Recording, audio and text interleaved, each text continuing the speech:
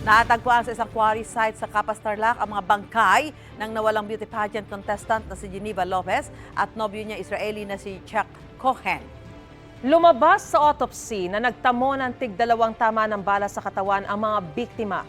2 sa 4 na persons of interest na nasa kustodiya ng mga otoridad, mga pulis na awol o absent without leave. May unang balita si Salima Refran. Sa masukal na bahagi ng isang quarry site sa Capas Tarlac, nagtapos ang mahigit 2 linggong paghahanap sa Kapampangan beauty pageant contestant na si Geneva Lopez at kanyang Israeli boyfriend na si Yitzhak Cohen.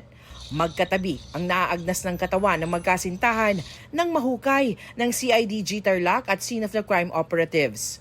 Isang lalaki ang lumapit sa pulisya para magbigay ng impormasyon sa pinaglibingan kina Lopez at Cohen. Siya po yung nakapagturo sa atin kung saan po talaga inilibing o ibinaon po itong mga biktima. So if not for him, baka medyo hanggang ngayon ay naghahanap pa rin po tayo. Sa resulta ng autopsy ng NBI, tig-2 tama ng bala ng baril ang tinamo ng magkasintahan. Si Lopez, kinamatayan tama sa likod. Ang bala tumama sa kaliwang baga bago tamaan ang kaliwang ugat sa puso at lumabas sa kanyang kaliwang dibdib. Binaril din siya sa kaliwang hita dahilan para magka-fracture ito. Ang slug naiwan pa sa kanyang kaliwang binti. Si Cohen harapang binaril sa kaliwang dibdib. Ang bala tumama sa kanyang kaliwang baga. May isa pa siyang tama sa kanyang kilikili.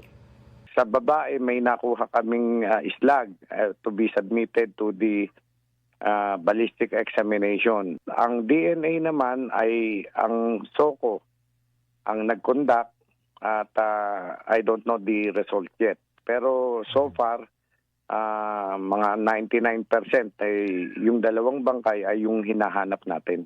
4 na person of interest na ang hawak ng PNP na iniimbestigahan sa pagpatay kina Lopez at Cohen.